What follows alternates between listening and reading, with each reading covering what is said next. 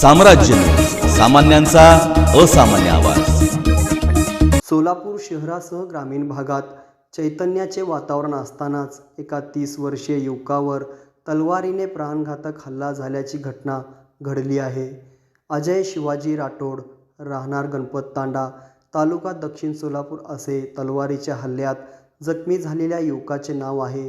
ही घटना क्रिकेट खेळत असताना बोरामणी बी फार्मसी कॉलेजच्या मैदानात 12:30 वाजता घडली असून मागील भांडणाचा राग मनात धरून सुजित सुभाष राठोड, सुभाष राठोड, राहुल सुभाष राठोड, विशाल राठोड, बबलू राठोड, समाधान राठोड या सर्वांनी तलवारीने, बॅट स्टंपने बेभान मारहाण केली आहे।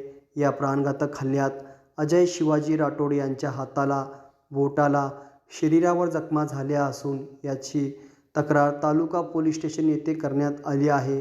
सध्या जखमी अजय राठोड यांच्यावर शहरातील सिव्हिल हॉस्पिटल येथे उपचार चालू आहेत।